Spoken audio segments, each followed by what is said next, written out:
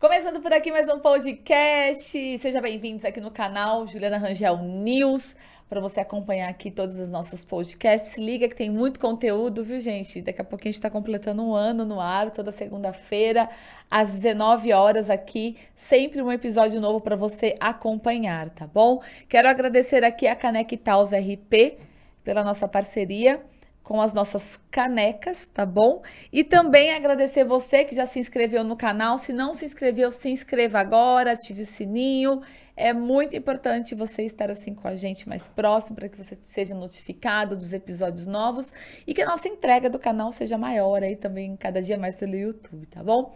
E acompanha a gente também, né, gente? Final de semana eu voltei de São Paulo aí. Amo ouvir podcast, então ligo lá, a gente tá no Spotify, tá bom?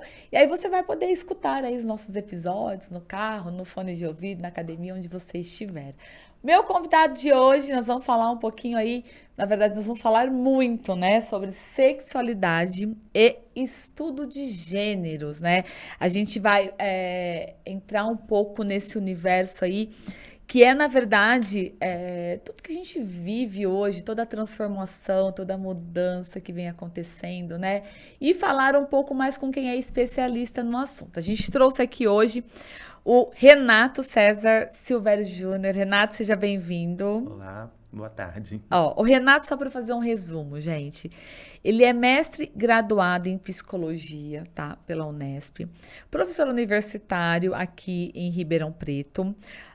Já atuou nos cursos aí de pedagogia, engenharia civil, nutrição, medicina, fisioterapia e enfermagem. Há 14 anos tem a sua clínica, né, Renato? Isso aí. E especialista em sexualidade e estudo de gêneros, né? E aqui pra gente resumir também, que a gente vai falar muito dessa questão, que é um curso hoje que você tem, que é o Psicanálise dos Contos de Fada. Isso aí.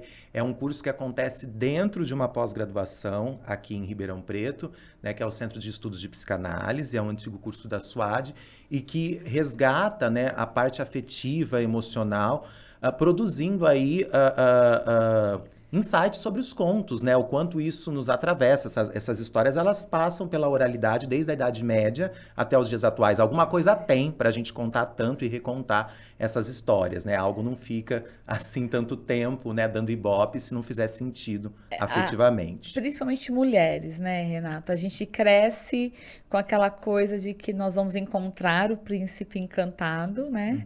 Vamos ter um casamento feliz. E que nem sempre é assim, E que né? nem sempre, né? A psicologia é chamada muito a falar sobre isso, né? Por que que a minha relação não é perfeita? Por que que meu casamento não é perfeito? Quais ferramentas eu preciso para que isso se torne possível? E eu vejo que as pessoas se decepcionam um pouco na terapia, porque elas percebem que elas vão ter que produzir essas ferramentas a partir Pra da isso ser própria perfeito, história, né? né? E a partir da própria história. E que não tem um especialista que vai te dizer, acha de determinada forma. É muito particular e não é todo mundo que vai se encontrar, né? Ó, entre as especializações aqui do Renato, e até eu quero falar aqui algumas palavras mais técnicas, vamos dizer, né? Até para as pessoas entenderem, que às vezes muita gente já buscou entender o que é, tal, mas a gente está falando aqui, ó, de interseccionalidade, também de estudos queer. Queer. Queer, falei errado de novo. Gente, a gente erra, né? Fala de novo. Queer. É queer, gente, não é queer. Eu tô lendo errado. Queer.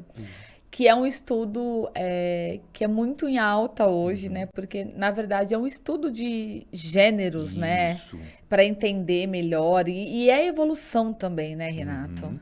Os estudos queer, eles vêm dos Estados Unidos, né? A partir de a palavra queer significa estranhamento. Ela significa esquisito. Agora eu já vou traduzir, nunca mais vou errar. Pronto, já assimilei. Era uma ofensa a pessoas LGBTs, né? E aí o queer, ele aparece quando você percebe que algo no seu gênero ou algo na sua performance social não condiz com aquilo que você esperava.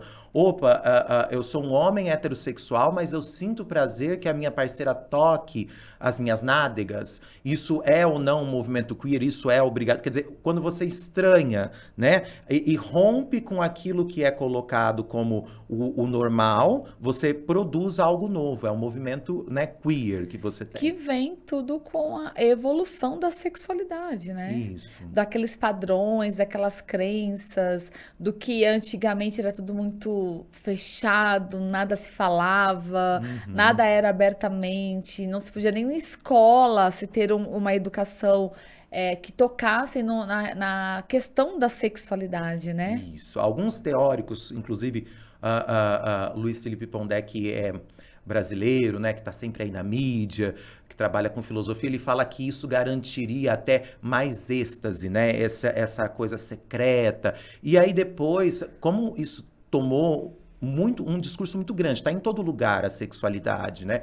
Foucault falava muito sobre isso, a gente fala o tempo todo sobre sexualidade. Sempre esteve presente, Sempre. né? E essa visibilidade, essa espetacularização gera desde uma banalização, né, por uma parte das pessoas, quanto um medo extremo da outra. Você vai ter aí dois polos problemáticos, né? Um o da banalização, o outro do repúdio total, né? Então vamos ser celibatários e enfim, então você tem esses dois movimentos. E é o bem que a gente radicais. vive muito hoje, nos dias de hoje, né? Sim. A gente vive sim um momento em alguns pontos de banalização. Então, assim, tem algumas coisas que eu concordo, outras não. Que eu vejo, assim, que são extremamente prejudiciais para os meus próprios filhos, no sentido de como da forma como hoje é exposto a sexualidade, né?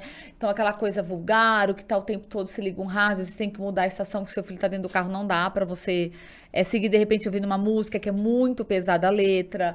A gente tem até o exemplo que a gente citou aqui da Anitta, né? Que agora tá nessa polêmica, porque a Anitta sempre foi a defensora da liberdade sexual feminina. E ok, eu apoio e concordo com ela em vários momentos. Mas, porém, tem algumas atitudes que não precisa ser tão, né, necessária. E agora, inclusive, que aconteceu com o clipe, né, que ela tá gravando, terminou de gravar numa comunidade, tem uma questão, eu não vi, tá, gente? Mas, assim, do que a gente escuta, de que alguma coisa que caiu pra mim, mas que tem uma questão, de um sexo oral, de como ela expõe ali a questão de uma sexualidade entre um beco e outro e tal, e envolve muito a questão da periferia, né? De como se isso fosse algo corriqueiro e o normal ali, né? E uma forma que o êxtase estaria ali, né? Vamos fazer o sexo assim, que essa é a receita, aquilo que eu estava dizendo no início. As pessoas querem uma receita, elas buscam isso, né? Se a gente pegar em termos mais técnicos, por exemplo, Freud, né, que aí é a referência dentro da psicologia, uma das maiores. Ali com 2 anos, 2 anos e meio, a criança, ela quer saber por que que a tia fulana está grávida, por que que a minha mãe tem seios, o meu pai tem pênis, ela nota essas diferenças. Então, o Freud ele foi muito certeiro em dizer que as crianças elas vão precisar desse diálogo sobre a sexualidade desde muito novinhas, né? E a gente vive um momento muito tenso, porque uma parte acha, vamos deixar que a família fale sobre isso, uma parte diz, a escola vai falar, mas só depois dos 12 anos. Que é onde entra no estudo mesmo do Isso. corpo humano, e aí vão Isso, entrar na parte dos isso. órgãos sexuais, né, e tudo mais. Na reprodução, né? Na Fica reprodução, restrito a um isso, discurso reprodutivo. E nós temos um problema grande aí, porque o próprio Freud já descreve ali no início do século XX que é uma demanda que nasce da própria criança, na interação com o seu próprio corpo, né? Então ela natural, né? Natural. Se você tem uma criança hoje, por exemplo, que o grande Paulo Gustavo, né, que era casado, aquele casal mais aceito, que tinha ali seus 2 filhos, quando eles levam essas crianças para a escola, os coleguinhas vão ver, né? Hoje, essa semana, a maioria das crianças com 2 anos e meio está indo para a escolinha, né? Agora estão começando as aulas infantis. E aí, por que que meu coleguinha tem 2 papais? Essa informação, ela não é uma informação que traumatiza, né? Ela não é uma informação que sexualiza ou torna a criança indigna. Pelo contrário, né? Todos nós crescemos vendo a Branca de Neve, a Cinderela beijando no final dos filmes. E a gente sabia que assim como beijar, casar, dirigir, trabalhar, isso eram coisas que a gente ia fazer quando fosse adulto, né? Então você precisa de atender a demanda dessa criança que naturalmente vai ter uma curiosidade. E isso nem sempre a família está pronta para fazer, porque qual é o lugar que mais acontece assédio? Infelizmente, os dados mostram, isso não é opinião minha, né? É dentro da família. Então, as próprias famílias são vulneráveis, né? E isso vai dialogar com o que a gente estava falando da mídia. Por que que vende a questão, né? Por que que essa sexualidade ela vai vender? Porque a própria sociedade não está bem resolvida. Então, cai bem eu dizer que eu acho a Anitta vulgar, porque eu tenho bom gosto, mas na verdade ela tá ali o tempo todo porque isso é da sociedade adulta, né? Por mais que as pessoas falem mal, elas vão acessar. É assim, um adendo... Vão ver, com certeza, mas vão ver e vão criticar. E um adendo com a Anitta, que eu acho que é bem isso que você disse. Ela tem, como tudo na vida, né? Gostar de algo é integrar o bem e o mal, é saber que aquilo não é perfeito, né? Eu acho que a Anitta, ela tem uma trajetória interessante, porque diferente de Rita Cadillac, de Carla Perez, Tiazinha, né? Todas as musas que a gente teve aí, a Gretchen, que já né? vem de muitos anos, que né, já vem Renato? de muitos anos. A Anitta, elas foram criticadas, mas nunca foram odiadas. Quando a Anitta pega o microfone e diz, eu vou falar em meu nome, eu quero me apropriar dessa sexualidade em meu nome, isso causa uma revolta. Agora, quantas pessoas têm maturidade para se apropriar da própria sexualidade na nossa sociedade? Se eu consigo ver a Anitta como uma brincadeira para adultos, né? Se eu consigo vê-la como um produto aí que eu posso ou não consumir, é ok. A questão é que a sexualidade ela é posta como aquilo que vai revolucionar a sua vida. Eu falo muito isso em palestra com adolescentes, sabe? E eles ficam assim, muito curiosos a respeito disso. Eu digo, pessoal, o sexo, a gente ouve falar o tempo todo sobre sexualidade, sobre orgasmo, sobre transar. Isso é algo muito bom, mas não é algo que vai revolucionar a sua vida. Como a gente assiste, né, desde da Glenn Close, naquele filme Atração Fatal, né? As pessoas ficam loucas por conta da sexualidade. Não, elas ficam loucas por exercícios de representação de poder, mas não pelo orgasmo em si, porque é uma coisa que acontece até pouco. Então, quando você fala pro jovem, olha, o sexo é bacana, ele vai acontecer quando for o momento certo, ele não vai revolucionar a sua vida, como dizem, isso vai dando uma acalmada, sabe? Da pessoa não ficar com uma idealização de uma coisa que não existe. Nada revoluciona a vida, né? Como as pessoas querem, inclusive a sexualidade, né? Acho que um dado legal de trazer também para o pessoal é que cada vez menos você tem aí relações sexuais, tanto dos jovens quanto dos adultos, e cada vez mais você fala e incita sobre isso. A gente atinge poucos orgasmos, a gente tem poucas vivências que são realmente efetivas. Eu vejo muito isso na As pessoas estão mais clínica. preocupadas em falar, criticar, opinar, do que a própria relação em si, né? Ser saudável, para os dois lados ali, um relacionamento mais maduro, né? As pessoas têm medo do contato. A pandemia agravou muito isso, mas o outro é assustador. Então, claro que quando a gente vai fazer sexo, a gente leva representações, isso desde que o mundo é mundo. Só que as representações ficaram muito travadinhas. Eu vejo muito isso na clínica. Você acha que isso vem da nova geração, Renato? Um pouco. Essa coisa de se esconder mais, hoje tudo muito tecnologia, internet, tudo online, né? Então se relacionam, cada dia que passa se relacionam menos fisicamente com outras pessoas, né? Sim, eu acho que toda a demanda, né? Pais que precisam trabalhar, responsáveis, né? Porque no Brasil poucas, né? Acho que só metade das nossas famílias são nucleares, o pai e a mãe ali. A outra metade são outros rearranjos, né? Isso também daria um outro podcast só sobre isso. Mas eu acredito que está muito ligado a isso, sim. As crianças, elas estão mais solitárias, né? Elas entram em contato aí muito mais com o eletrônico e isso acaba trazendo menos inteligência emocional. E os adultos extremamente assustados, né? Porque vem um discurso de perfeição. Então, hoje, o gozo, que a gente diria, né? Numa psicanálise, o êxtase, ele está muito mais no parecer, né? No carro que eu dirijo, no celular, no cabelo que eu tenho. Isso seria o objeto fálico. Do que um prazer num relacionamento, né? Mas um prazer num relacionamento, a gente não diz só com relação ao sexo, mas no geral, na convivência, no entendimento, que hoje está se perdendo muito também, né? Sim, e quando a sexualidade acontece, ela é esse conjunto de representações, ela não é só aquele momento, né? Ela é todas as fantasias, todas as interações que você desenvolveu com aquela outra pessoa. Então, a gente mais ou menos faz sexo 24 horas por dia. O encontro com o outro é que vai ser prazeroso de acordo com aquilo que a gente pode levar. O órgão mais sexual do corpo humano está entre as orelhas, é o nosso cérebro. Né? Isso o pessoal... A imaginação, a construção, a produção de sentidos que a gente faz.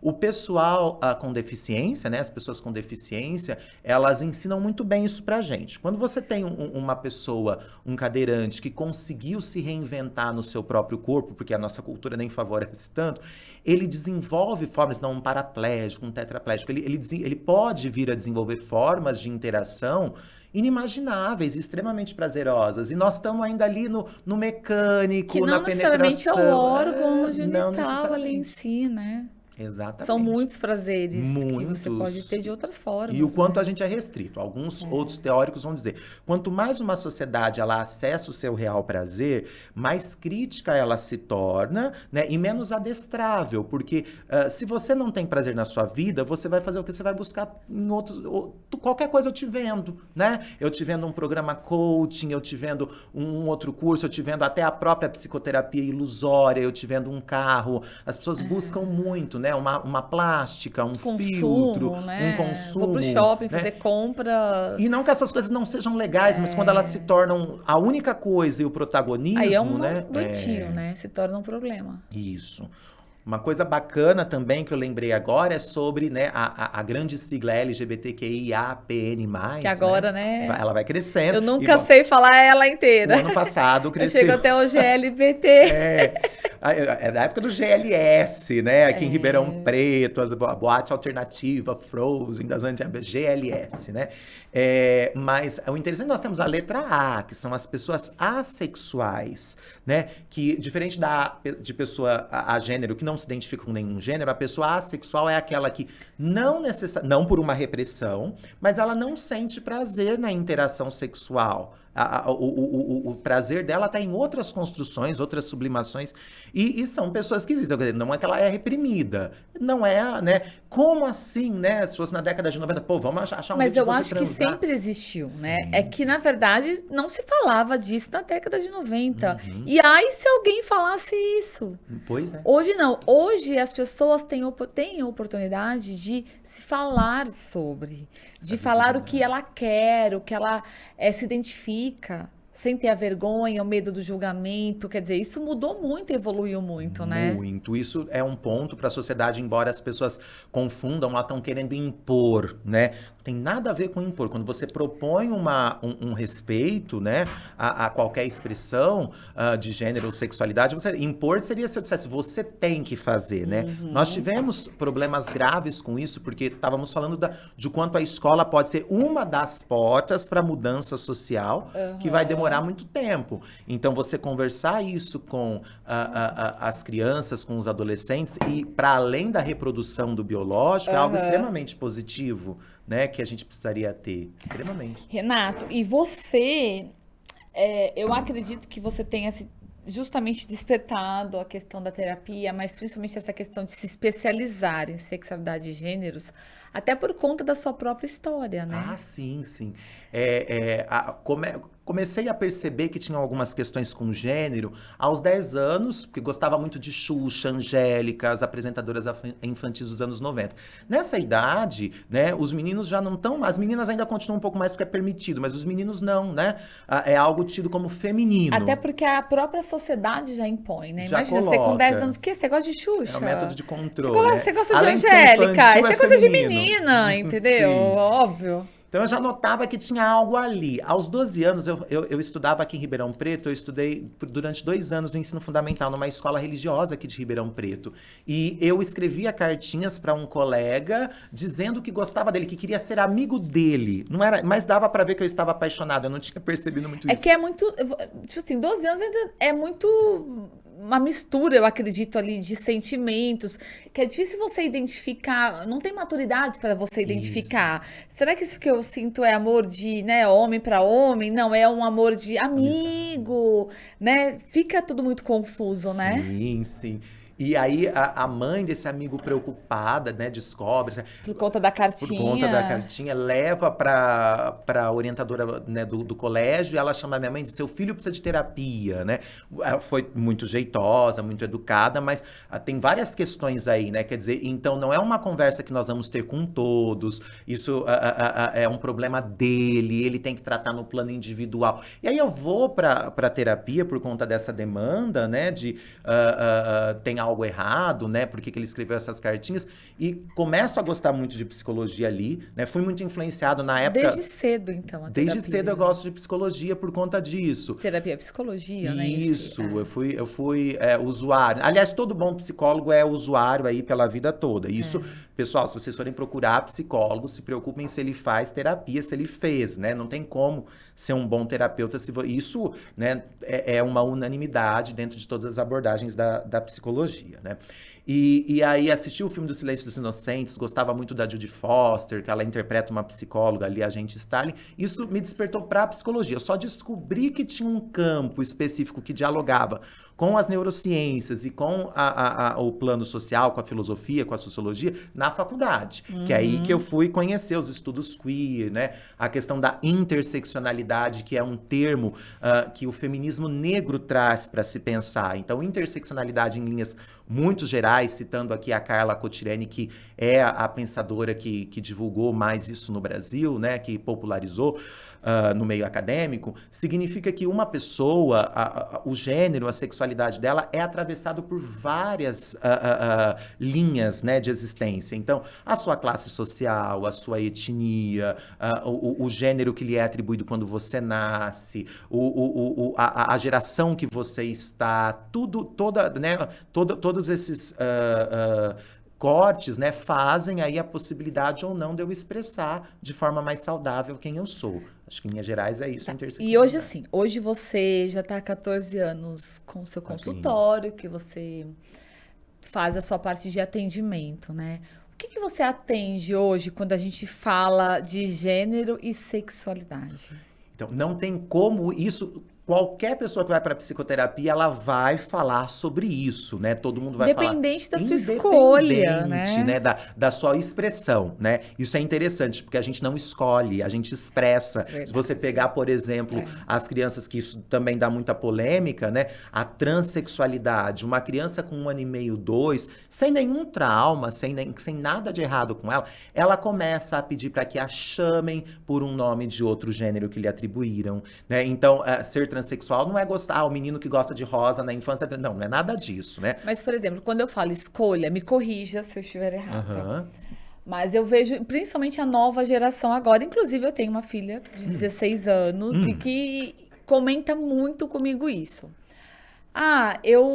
Mamãe, tem uma amiga tal, que ela sempre namorou meninos. Agora ela decidiu que ela é bi. Então ela namora menino e namora menina. Isso seria uma escolha, não é? Ela percebeu, talvez, eu acho que Que ela é. percebeu que, poxa, e assim, gente, a sexualidade, ela é algo fluido, né? Assim como a alimentação, assim como o gosto musical. Então, quando a Aham. gente diz isso, não quer dizer que, então eu vou poder moldar, né? Essa garota, ela está se expressando de forma lésbica. Não, mas a gente tem essa fluidez. E, ok, né?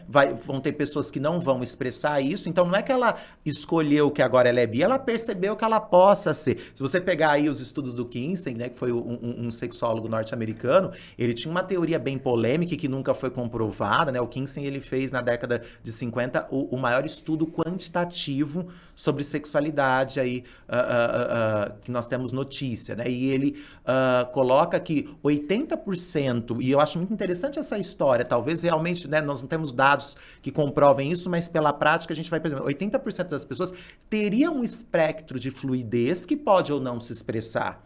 Porque a gente acha que a coisa é muito definida. Então, eu, um homem heterossexual, barbado, de repente, um outro homem, num determinado momento da minha história, desperto só aquele... Então, eu sou 95% hétero e 5% homo, não sei é que tem que nomear. Teria essa fluidez, ele percebe que... E que não exerceriam isso justamente porque... não é bem visto. Inclusive, até dentro de alguns segmentos da população LGBT, né? Como assim você é gay e você quis ficar com aquela pessoa, né? Quando eu estava na faculdade, a gente fazia um estágio que chamava Projeto Pétala. A gente atendia travestis.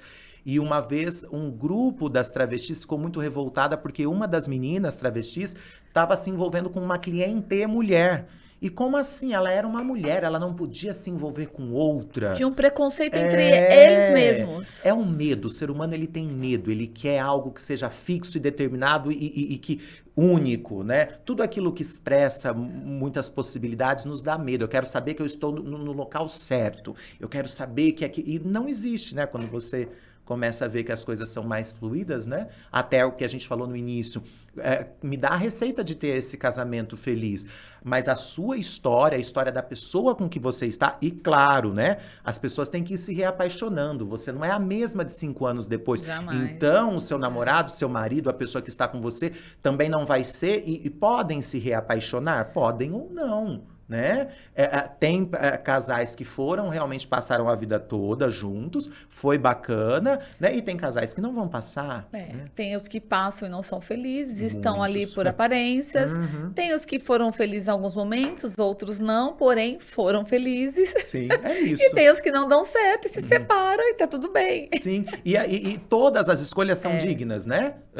Porque quando a gente diz, então pode, há 30 anos atrás o divórcio era uma coisa, né? Tava ali o pessoal pode se divorciar, depende, né? Faz sentido para aquela pessoa, não é o certo ou errado, é o que faz sentido, né? Mas, Renato, no seu consultório, o que você atende mais? Atualmente, 40% do meu público são homens heterossexuais. Isso foi se desenvolvendo, não sei se por indicação, né? Mas, inclusive, o movimento dos homens para a clínica, ele é algo recente. Quando eu estava na faculdade, a gente não tinha tanta demanda, por exemplo, na clínica escola.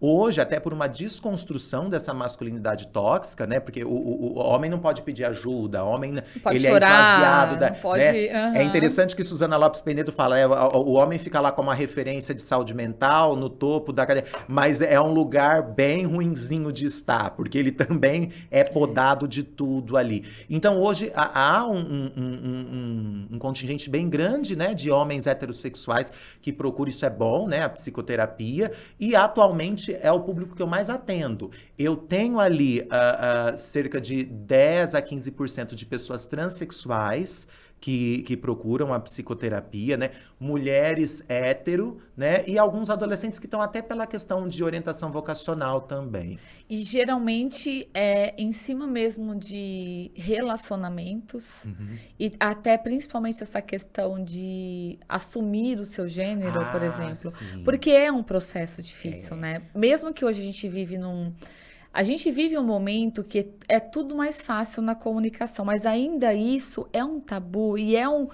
processo difícil para quem despertou, entendeu, mas aí você assumir isso para a sociedade ainda é muito difícil, né? A nossa sociedade brasileira, ela é muito reacionária ali no seu discurso e tudo fica muito por debaixo do pano, né? Então, quando você tá numa academia malhando, aí você escuta um cara falar pro outro, um hétero, aquele gay, legal, seu viado, que eles brincam muito, né? Então é aquela coisinha, é um sarcasmo disfarçado, é uma coisa que não é tão legal. Então, como é que a pessoa vai se assumir, né? Se ela tá ali no meio desses héteros com essas brincadeiras, eles falam, mas eu sou, e aí, né? E eu vejo muito que no processo clínico, a gente tem que sempre pensar com a pessoa LGBTQIAPN+, o tempo todo ela tem que buscar novamente essa autoestima de que não foi um problema, né? Não foi. Tinha aquelas teorias absurdas dos anos 90, né? Que a pessoa ela era abusada e se tornava homossexual, bissexual. Não é nada disso, né? Você vai ter famílias extremamente tradicionais que vão expressar todo tipo de orientação. Então, o tempo todo na terapia, a gente tem que estar resgatando isso. Porque eu vejo que as famílias aceitam, mas é aquela coisa, eu vou aceitar porque eu te amo, né? Mas era melhor que não fosse, na melhor das hipóteses. Não é aquela aceitação 100% de coração, Não. né? Agora, com Tipo, ó, transexualidade. fala da boca pra fora, né? Isso é teu, você é o que você quiser, por exemplo, o que você é, mas no fundo, lá dentro, não é isso que ela tá passando, né? Com certeza. E isso quando você fala de gays e lésbicas com um pouco mais de passabilidade, que não impactam tanto, né? Agora, se você pega uma pessoa transexual que vai muda, fazer né, sua readequação, aí essas pessoas são agredidas fisicamente, são postas para fora de casa, e isso, né, causa aí um... Então, você tem de tudo, né? O ano passado eu estava num jantar de família, né? E tem um parente meu que tem um filho de 8 para 9 anos, e ele chega, e aí o pai fala, ele tem uma namoradinha agora na escola, porque estava fazendo muito trabalho com a menina. E aí um outro tio meu diz assim, você tem? Não, eu não tenho não, porque não era namoradinha dele, nem tá na época de namorar, 8, 9 anos. Aí ele fala assim, pior fosse se você tivesse um namorado, né? E então assim, mas é uma brincadeira, mas sempre teve, mas o mundo tá chato, mas eu tenho um monte... Então isso é muito complicado, porque você já tá subliminarmente passando ali que, olha, melhor não ir por esse caminho, né? Melhor que não. Essas brincadeiras, esses preconceitos, eu falo assim, que sempre existiram, né? Existiram as músicas, vamos dizer, hoje a gente fala, ok, do funk, óbvio, eu tenho coisas que eu não consigo ouvir. Sim. E eu tenho vergonha de ouvir, porque é muito explícito ali tudo que fala, tal. Em termos de preconceito, também, a gente tem músicas lá das décadas de 80, as marchinhas de carnaval, vamos dizer, que eram extremamente preconceituosas e são até hoje e tocam. Só que naquela época não se existia tanta expressão sobre isso, né? De você opinar, de você olhar. Hoje entra muito aí, a gente fala que é o mimimi, vamos dizer, né? Hoje tudo, eu escuto muito isso, hoje tudo é mimimi. Não necessariamente. Algumas coisas são. Tem que você falar, que saco, né? Fica falando o tempo todo, vira um mimimi. Mas outras não. Outras têm-se um olhar diferente do que se tinha antigamente. Outros meios de expressão, canais de comunicação, que você pode se expor, você pode falar o que você entende, o que você vê. E também olhar para esse preconceito, né? Sim, eu acho que o sarcasmo é uma das piores formas de preconceito, né? Que mais machucam, porque fica ali implícito, é só uma brincadeira. Não é só uma brincadeira. Abala as pessoas, exatamente. Né? E não é só na sexualidade. Não. A gente tem vários momentos, até mesmo profissional, na tua área, às vezes no seu trabalho, né? Alguma coisa que, na brincadeira, né? Se joga ali, mas e aí? E aí que o ser humano vai ficando cada vez mais solitário, inseguro, né? Porque se eu não sou adequado, isso tem tudo a ver com a sexualidade. Para eu poder ter uma vida sexual mais ou menos plena, eu preciso de ter um pouco de autoestima, e essa autoestima, ela vem do outro. Porque nós somos seres sociáveis. Então não dá pra eu dizer assim pra você, Juliana, vamos, reage, bota o cropped, mulher, você não... E aí, ok, você vai ter essa motivação, mas você precisa de uma devolutiva das pessoas, né? Nem todas vão poder, né? Mas a gente precisa de ver, poxa, então eu sou uma boa jornalista, eu sou uma boa mãe, eu sou uma boa amiga, né? Como eu preciso saber se eu sou um bom professor, um bom terapeuta, um bom filho, um bom amigo. Então, nós estamos cada vez mais solitários, né? Não tem como fazer isso sozinho, não né, tem, Renato? Não. Tudo é relacionamento. Tudo é coletivo. Não adianta.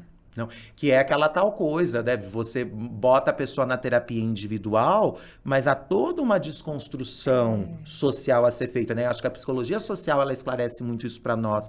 Por isso a importância do diálogo em escolas, em CRAS, em espaços públicos e em visibilidade. Por isso que esse diálogo, ele é coletivo. E infelizmente, né? Quanto mais desenvolvida, quanto mais tecnológica é uma sociedade, maior o índice de suicídio. Acho que todo mundo tem percebido que tem aumentado o número de suicídios, né, gente? Não é muito divulgado, né, quando acontece, Até porque tem uma ética tem jornalística uma ética, e acho de bom não que tenha divulgar, porque jamais você pode...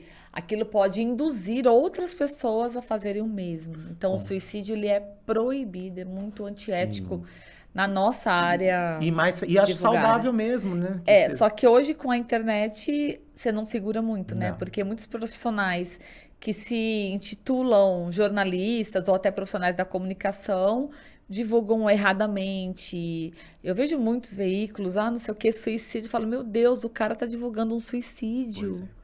Entendeu? Isso é extremamente antiético. Você não tem o cuidado ali com a família que está passando com aquele processo difícil, aquele momento.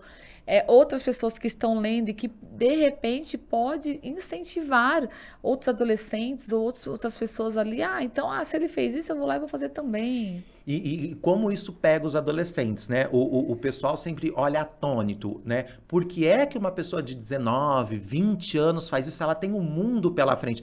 E aí eu digo, ela pode ter o mundo, mas ela não se conquistou nem um pouquinho ainda, porque o que o mundo mostra pra ela é uma concorrência, é um grau de perfeição, uma positividade tóxica.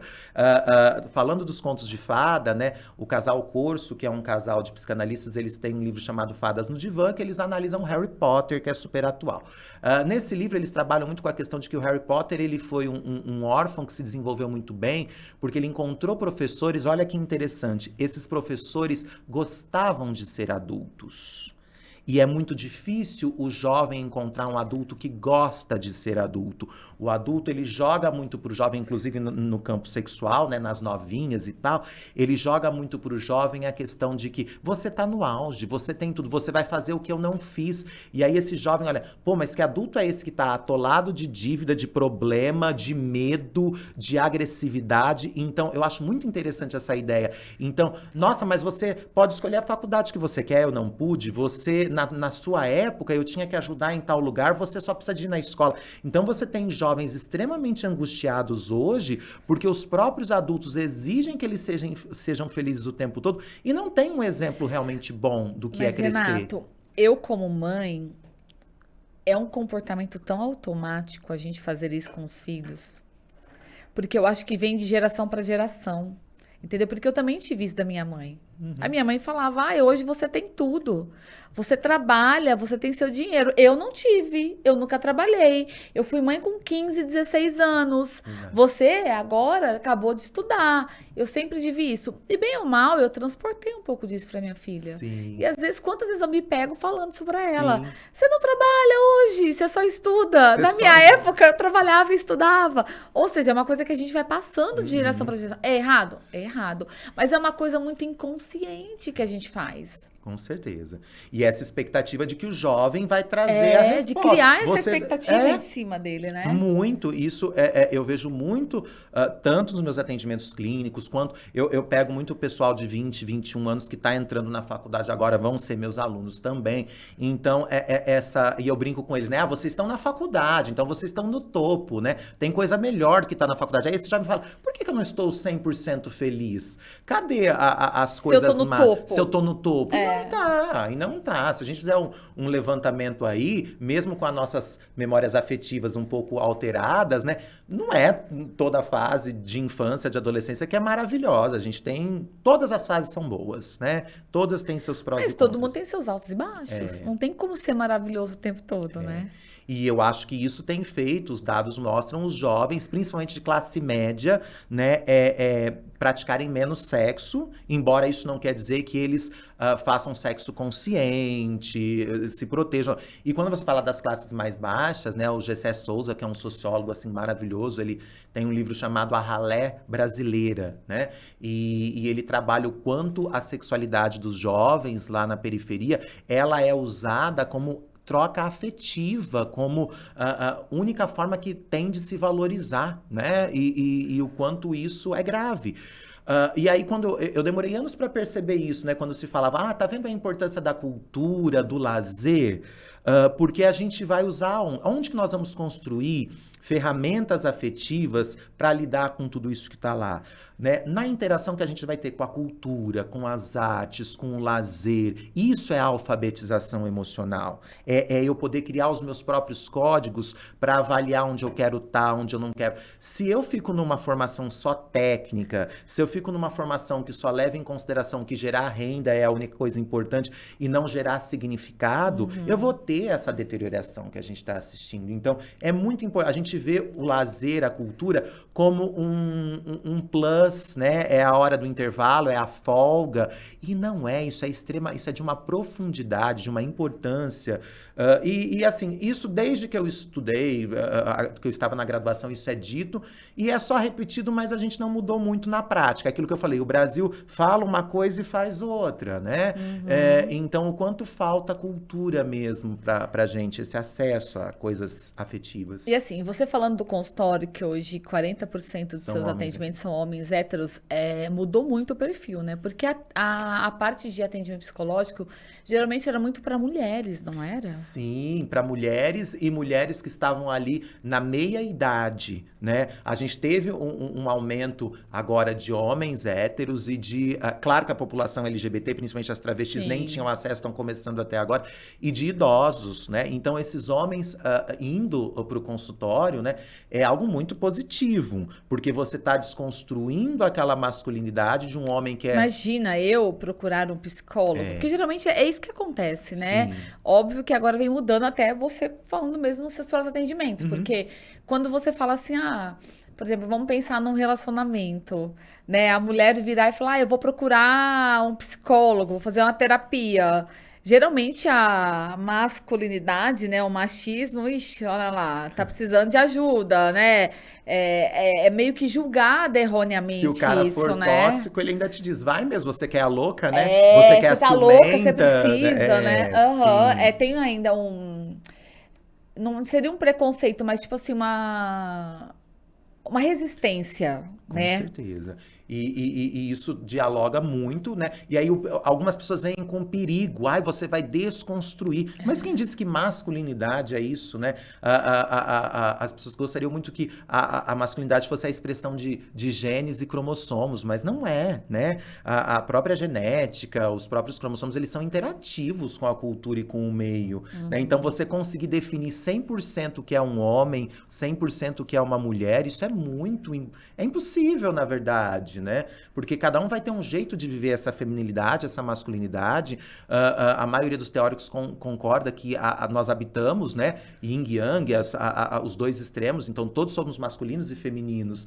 E isso não significa acabar com o tradicional ou diminuir, né? É interessante que quando os homens percebem que ser um homem tradicional não é um bom negócio na prática, só que eles demoram muito para perceber isso, aí que eles vão procurar a terapia. E o que seria para você ser o tradicional? Interessante, né? O tradicional seria aquele homem líder, aquele homem que é sempre racional. Traz para você todas as responsabilidades? Por Isso, exemplo, de uma casa, eu tenho que ser o provedor. O provedor, né? Que eu sou mais. homem e eu preciso manter a casa, eu preciso ser sempre o que estou ali nas decisões finais, na liderança. Sempre disponível para o sexo, sempre interessado em fazer sexo, que tem o jeito de se movimentar masculino, que ouve as músicas que são masculinas, que pratica os esportes que são masculinos, que tem uma profissão que é masculina, tá em tudo, gênero, que corta o cabelo de forma masculina. Então, temos muito isso, né? Vai tendo uma flexibilização, né? Então, hoje, com certeza, os homens estão mais vaidosos, né? Sim, porque a vaidade, a estética é uma coisa que vem desde antes, os gregos falam muito sobre isso, mas quando essa estética ela é algo que te ajuda a se expressar, que é algo que é um acontecimento criativo, ela é até bacana. O que não é bacana é a imposição, né, da estética e padrão, por exemplo. Né? E hoje, esses homens héteros, eles buscam justamente isso, entender esses padrões do homem que isso é interessante. Que se vem sendo construído e que ele não se encaixa ali, por exemplo. Não, é muito difícil você ter um homem que chega assim na terapia. Ó, a maioria, a mãe desse homem, ou a esposa, ou a namorada, quis que ele fosse fazer. Então, depois dele ter chegado a algum extremo com ele mesmo ou com os outros, né? Não é à toa que o índice entre suicídios masculinos é 3 vezes maior que o feminino. Isso tem a ver com a pressão, masculinidade né? tóxica. O não se abrir, né? Tem. Aquela coisa do machismo, Sim. né? O não chorar mesmo, que a gente fala, né? Então, o homem chega no consultório quando tá no limite, né? Seja aí com uma síndrome de pânico muito extremo, uma crise de ansiedade, quando a esposa fala, ou você vai ou eu vou divorciar, quando a mãe fala, ou você vai, ou eu não vou mais te ajudar financeiramente. Então, eles vão muito por outros fatores e aí começam a perceber, né, que isso dialoga muito com a construção desse masculino que eles foram trazendo. O corpo fala, né? Você começa com gastrite, você começa com enxaqueca. Você vai entendendo de onde vem, né? E você não vai entendendo. Então, eles vão muito por isso. Renato, e esse curso seu, que é Psicanálise dos Contos de Fada? A gente já deu uma pincelada, já passou aqui, mas ele é um curso que você, hoje você desenvolve dentro das suas aulas, é isso? Isso, dentro de um centro de estudo de psicanálise, aqui de Ribeirão Preto, né? Que foi herança da SUAD, na área de psicanálise, ela é super conhecida aqui em Ribeirão Preto, né? Fui aluno da SUAD, hoje ministro aulas nesse curso. E a gente sempre faz, além do curso curricular onde eu dou aula, a gente faz esse curso paralelo anualmente, né? E aí, porque a partir dos contos de fada você pode trabalhar, né, essas representações que nós estamos conversando hoje. Então, o foco, né, por que essas histórias são contadas até hoje, né? Você sempre vai achar angústias humanas, você sempre vai achar representações humanas nessas histórias, né, de tradição oral aí, que são os contos de fada. Tá. A gente tá em alta agora, até falei, viu, gente, que eu ia comentar, ele falou, olha, mas você me conta a história, porque eu não acompanho, que é do Big Brother Brasil. Olha, não acompanho não porque eu acho bobagem, mas é porque não, acaba não dando tempo. Sim, sim. Mas, por exemplo, a gente vê gritante, assim, até porque é uma casa que todo mundo observa 24 horas, alguns problemas seríssimos ali de relacionamentos, de sexualidade. Então, por exemplo, a gente tem um caso, inclusive, que é do Gabriel, que é um participante de Ribeirão Preto, e que ele vem fazendo um papel extremamente machista, e ele tá sendo, na verdade, até cancelado nas redes sociais, porque ele tá fazendo isso com a Bruna, que é a atriz que tá lá dentro, e ela não percebe que ela tá num relacionamento tóxico ali o tempo todo com o cara, entendeu? E ele tem umas atitudes assim de te julgar, às vezes é uma palavrinha que ele solta, mas que a gente tá de fora, a gente percebe. E ela, envolvida ali, ela não percebe. Sim, e que pela história do Big Brother não é a primeira vez que acontece, né? Já tiveram outros casais. Mas esse é bem gritante, explícito, né? assim, bem gritante. Eu acho que tem a ver com o que você disse lá no início, né? A gente assiste os contos de fada e a gente quer o príncipe encantado. Então tem a ver com a formação de homens e mulheres. Uma mulher que vai precisar lutar por esse príncipe. Uma hora ele muda, ele vai ver o quanto eu sou maravilhosa.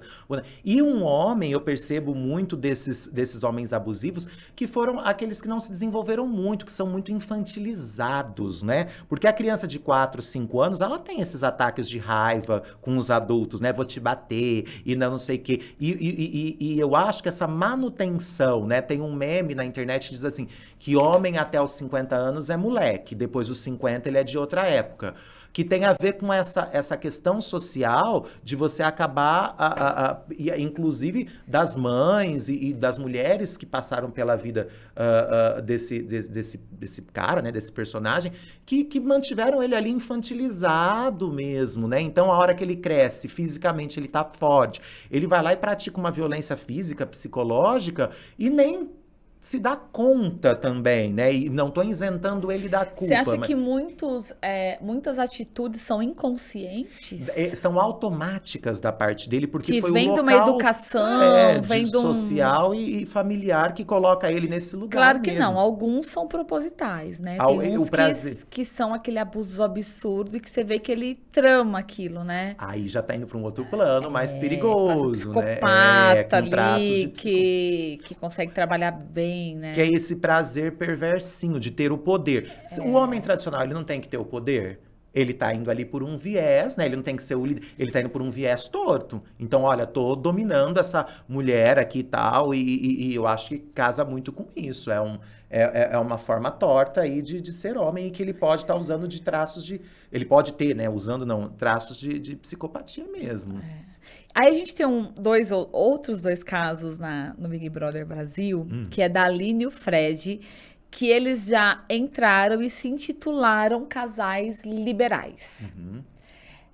Relacionamento aberto, né? Vamos dizer assim.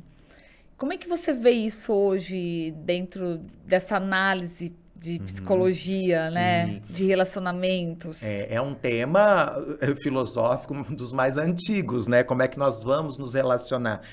Eu vejo como uma possibilidade, né? Inclusive, se as pessoas tiverem ética e maturidade. Então, quando você percebe que você pode ter um compromisso com uma pessoa, né? De lealdade, um compromisso institucional. Então, é minha esposa, é meu namorado, a gente divide contas, e nos amamos também. Porém, essa sexualidade, isso é do ser humano. Por mais que você esteja com alguém, outras pessoas vão poder te excitar. O que você faz com isso é o que diferencia, né? E ali são pessoas que tiveram, de certa forma, uma maturidade de dizer, então vamos abrir a relação. Isso não quer dizer que essa é a forma certa ou errada de se relacionar. Assim como o casamento monogâmico seja o certo ou errado. É uma possibilidade, né? Então eu vejo grandes possibilidades de que isso funcione para muita gente, assim como há grandes possibilidades de não funcionar para muita gente, né? Mas também tem algumas... Eu acho que isso de casal liberal, inclusive, eu conheço. Na verdade, eu conheci um casal assim, uma vez num evento, e eles comentaram que eles eram. Mas assim, aí até jornalista, né? Aí você começa a perguntar, mas como é que funciona o relacionamento de vocês? Aí um deles até comentou comigo, ele falou assim, olha, Juliana, é muito bem definido entre a gente as nossas escolhas. E quando eu vou sair com a outra pessoa, eu aviso ele antes. Ele sabe que eu estou me relacionando ali, isso é tudo muito definido. Porém, existe hoje uma banalização, vamos dizer, de um relacionamento como esse. Pode ser, da pessoa não estar feliz e estar exercendo essa relação para tentar estar ou na moda, pode, né? Acho que a gente faz várias tentativas equivocadas e não só com essa questão do relacionamento aberto aí. Mas é aquilo, né? Você que tem que produzir o significado, você que tem que ter a maturidade com seu parceiro de ver se aquilo funciona ou não, de experimentar ou se vai experimentar ou não. Né? Então, eu não vejo como certo nem nada, é uma possibilidade. Que aí, por exemplo, voltando na casa do BBB, o Vitor vai me corrigir se eu estiver errada, Vitor. Esse aqui que disse que é um casal liberal é o Fred que deu um beijo no Gabriel, não foi? Mas não é o Gabriel de Ribeirão, é no outro que ele é gay também, tá na casa e tal. E, ou seja, eu olhei, aí eu falei... Mas ele não falou. Aí eu lembrei, falei, é verdade, ele já entrou se intitulando que tem um relacionamento aberto, ou seja, então tudo certo. Eu imagino, é difícil pra gente às vezes assimilar, né? A gente Muito. o marido dele tá lá na casa, tipo assim, tá em casa assistindo e vê o marido dele em rede nacional beijando outra pessoa. E assim como já atendi muita gente que estava em relações assim, ia para casas de swing, né? Em Ribeirão temos, né? Funciona super você não pode entrar com celular, tem toda, né? E pessoas que a gente nem imagina. É mais comum do que a gente imagina, essa que é a verdade, né? Eu atendi uma moça que ela encontrou o cirurgião dela, com a esposa dentro do... Então é muito engraçado. Dentro da casa de swing. E a cumplicidade daquilo, dos dois nunca, né? Daquilo não vazou, né? Então é isso que você tá falando. Você conheceu um casal, mas é muito mais comum do que a gente imagina. Então tem gente que tira algo muito legal dessa interação, como tem gente que tá num profundo sofrimento. Tô fazendo porque meu marido quer, tô fazendo porque para salvar meu casamento. Quanta gente eu já atendi assim, né? Que tá numa situação dessa tentando salvar o casamento. Mas aí no caso entra no processo de traição, né, Renato? Porque não é abertamente com o seu parceiro, por exemplo, é isso? Não, a pessoa estava abertamente sabendo, conversou mas não com o parceiro. mas conversou para tentar salvar a relação, mas não queria, né? Agora, esse da traição aí a gente tem muito mais, né? Aí é bem mais comum, infelizmente. Né, as pessoas pulam bastante a cerca. E às vezes buscando, né, nesses casos, né, coisas que nem poderiam encontrar ali, né? Buscando... atenuar a rotina, buscando um significado de vida que não tá na sexualidade, às vezes. Tá. A gente já passou de tudo aqui um pouquinho falando. Mas, por exemplo, dentro do que a gente está falando de relacionamento e estudo de gêneros, é tudo isso que a gente conversou. Para começar assim. Deixamos alguma coisa para trás? Não, a gente conseguiu. De tudo que você faz hoje do seu atendimento. Então, por exemplo, aqui, ó, eu fiz aqui algumas anotações. A masculinidade tóxica, que é o que a gente falou aqui, que hoje parece que é mais comum como nunca, né? Acho que nunca se viu tanto isso e se fala. Mas eu acho que talvez não é porque existe mais agora, né?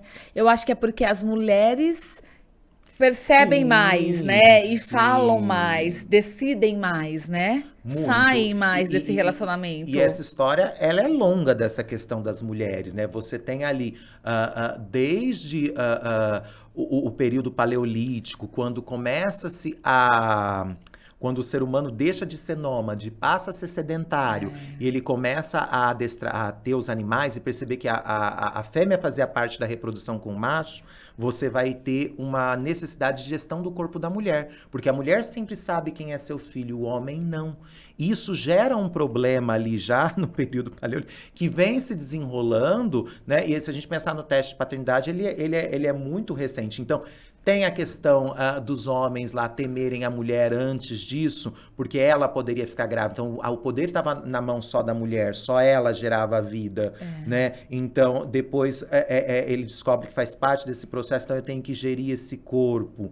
Então, esse controle do feminino é algo muito antigo e que é muito recente, né, o questionamento. Tem a pílula do anticoncepcional na década de 60, que foi quando as mulheres, né, os casais disseram, nós queremos transar sem ter filhos. Né? Isso abriu um outro precedente. Isso é muito recente. Muito recente, afetivamente. A gente está falando de ontem, vamos dizer, perto dessa psicicamente. geração dos anos, né, que se passaram. Isso. É muito recente e são mudanças que não foram assimiladas ainda, né? E que aí você joga a tecnologia em cima e vai, o caldeirão borbulha muito mais. Entra muito também a questão mais ainda da descoberta da mulher, né? Isso. Dia após dia, de posicionamentos.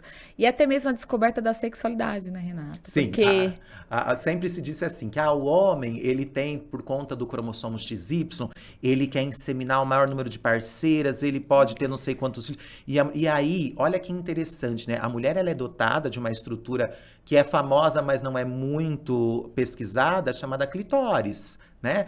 E o clitóris, ele é muito interessante porque, enquanto o pênis vai fazer parte da reprodução, da excreção e do prazer, né? O clitóris, ele não participa da excreção e nem da reprodução. Ele participa da produção de prazer. Então, só prazer. Só prazer. Então, você tem menos terminações nervosas num lugar bem menor. Então, essa mulher, ela pode biologicamente gerar orgasmos muito mais potentes, ela pode ter muito mais relações sexuais, então ser mais inclinada ao sexo do que o homem, só que culturalmente não é isso que você vê. Então, até 1985, a maioria dos atlas de anatomia, eles não descreviam o clitóris, e quando tinha, só constava. E o pênis tinha várias páginas explicando, né, sobre... Então, o clitóris, ele ainda continua sendo um incômodo, porque qual a função do clitóris no corpo feminino, além da produção de prazer? Não há. Não tem outra. Né? A mulher é dotada de... Então, quando você começa a perceber que até biologicamente, que antes até os anos 90, não, o homem é que gosta de transar mais. Não, mas peraí, a mulher e você começa a ver que essa mulher também tem uma sexualidade, que ela também tem essas características que são ditas do homem, isso gera um medo nas pessoas. Opa, vamos voltar, vamos brecar tudo isso aqui, né?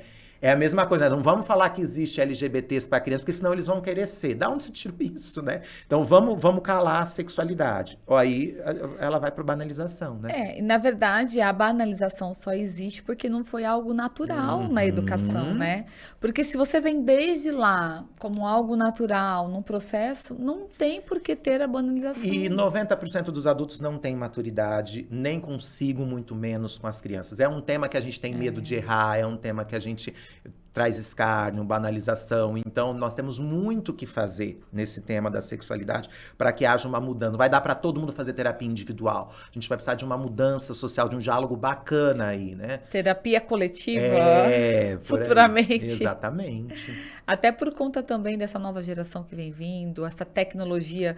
Eu falo, hoje a gente tem acesso a tudo, né, Renato? Quando a gente estava ali nos anos 80, 90, a gente ia numa locadora pegar o filme da Cinderela, e aí você via uma portinha escondida. Assim, que, tipo, não era, às vezes, nem cortininha pra ninguém entrar, entendeu? Exato. E se você já era alfabetizado com Exatamente. 7, 8 anos, você lia proibida entrada de menor de 18. A criança, o que tem ali Já dentro, despertava o né? interesse, a curiosidade, né? Então, principalmente os meninos, eu vivi muito isso, né? Aos 12 anos, poder ter acesso, a gente, né? Tinha sempre um primo mais velho, não sei quem, alguém que achava nas coisas do pai, né? As Playboys no banheiro, né? Então, na década de 90, era de bom tom assinar Playboy, porque tinha boas reportagens. Então, todo mundo, assim... E Eles justificavam nas reportagens. E as crianças achavam essas revistas, as crianças, né? E aí, hoje, é isso que você está dizendo, hoje eu vejo ali na palma da minha mão uma cena pornográfica. Então, isso é muito debatido dentro dos estudos de gênero, o quanto a gente fica vulnerável a essa alfabetização, essa pedagogização da sexualidade é o termo, né? A gente é pedagogizado aí por um discurso da indústria pornográfica, que é aquilo que eu disse no início. Ela não é boa nem ruim, ela é o anseio da sociedade, ela só vende porque as pessoas consomem. Só que você ter isso como referência vai dar muito problema. Agora. Mas, por exemplo, e esse acesso descontrolado à pornografia? O que reflete num relacionamento? Muito, porque a pornografia é uma encenação, né? Tem vários documentários interessantes, Tem vários gente que estudos. acredita que a relação sexual é aquilo que tá assistindo. Gente, não, né? É um tipo de corpo, é um tipo de medicação, de close, de ensaio. Então, assim, você tem milhões de trabalhos, né, acadêmicos, você tem milhares de documentários, inclusive na Netflix tem um monte, né, que mostra a ficção que é aquilo. E se você só tem aquela referência, né, de tamanho de órgão, de forma, o cronograma do sexo, né? Como é que você vai pôr essa caixinha na tua vida? É isso que as pessoas têm. Já parou pra pensar que é isso, né? Afora isso, a gente não tem muita referência do que seria fazer sexo, né? Então, eu acho que traz ali uma grande frustração. E eu acho que entra também muito na questão até de banalização da mulher ali, em muitos casos, né, Renato?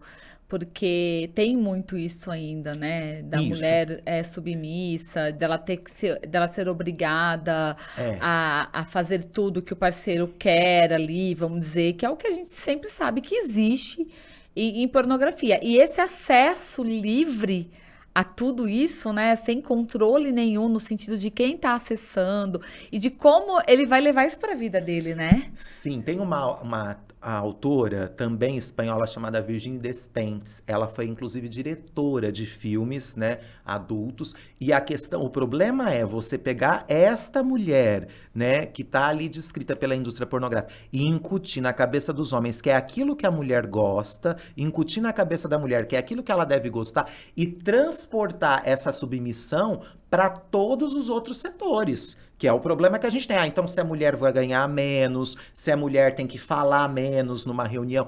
Então, até tive uma conversa com uma amiga minha, que é psicóloga também, e a gente estava discutindo a questão assim, ok que você tenha uma mulher que, entre quatro paredes, goste de fazer aquilo, assim como você vai ter homens, né? Várias reportagens aí já mostraram grandes executivos que buscavam garotas de programa. Bruna Surfistinha conta isso, né? Para serem subjugadas.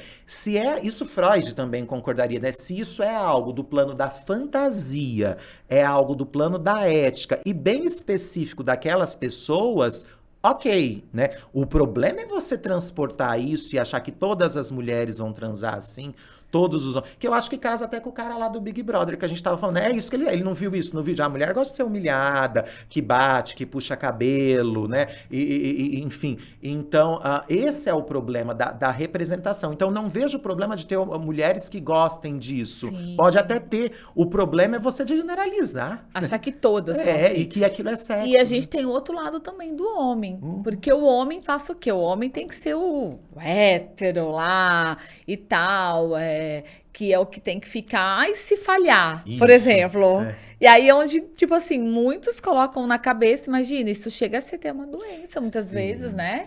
Tem um Eu imagino que você deva ter muito isso em questão, e ter na né? psicologia, na terapia, nos Sim, atendimentos, né? porque a gente cai de novo, as pessoas só têm essa referência de sexo, né? Tem um meme na comunidade lésbica que diz assim, né? Se o seu namorado acha que transar é só um movimento de introdução do pênis, eu tenho muita dó de você e do seu namorado, né? Porque sexo seria muito mais, é aquilo que nós falamos no início. O sexo, ele tá entre as suas orelhas, é aquilo que você produz, né? Que pode ou não ser aquilo que tá lá no filme. Eu diria que raramente é. O problema é que todo mundo acha que 90% das vezes mas raramente é. Então, é fascinante. A sexualidade é algo positivo, é algo que a própria Organização Mundial de Saúde reconhece como um pilar de saúde mental. Só que nós não temos ainda ferramentas efetivas para trabalhar com isso, né? Você vai ter essa banalização que vende, porque é o que, na verdade, as pessoas acabam ficando presas, ou essa coisa de, não, vamos ser celibatários. Não duvido que possa ter pessoas que estão muito saudáveis com a decisão de esperar, sim, podem ter. Assim como já recebi pessoas que estavam extremamente angustiadas, que casaram porque a religião não permitia e queriam transar. Então, assim, tem muita coisa para se discutir, para mudar. Tudo é um equilíbrio, né, Renato? É necessário. Sim. Renato, adorei nossa conversa. Obrigado. Obrigado pela participação. Obrigado eu pelo convite. Eu não agradeci no início, então muito obrigado. A gente já começou a falar, Julia. É porque é muito obrigado. Assunto, né? Você vê, a gente vai passando assim por várias questões, assim, e tem muito mais para falar, né? Tem muito mais. Pessoal que quiser ler coisas interessantes e acessíveis, que não são muito acadêmicos, recomendo a Regina Navarro Lins. Ela tem trabalhos muito legais, né? Tem, na questão de gênero, a interseccionalidade de Jamila Ribeiro. Tem a Carla Cotirene, que fazem trabalhos bacanas, tá? Então, busquem informações, pessoal. E sempre assim, se eu deixar uma dica por último, veja se aquilo realmente faz sentido, né? A sua história, o seu corpo, ele vai te contar se aquilo faz sentido ou não. Aprenda a ouvir, não busque só fora de você as referências, né? Mas busque dentro também. Acho que tudo está dentro da gente, Na né? interação, né? Na interação. Exatamente. Tudo parte da gente, vamos dizer assim, né? Isso aí.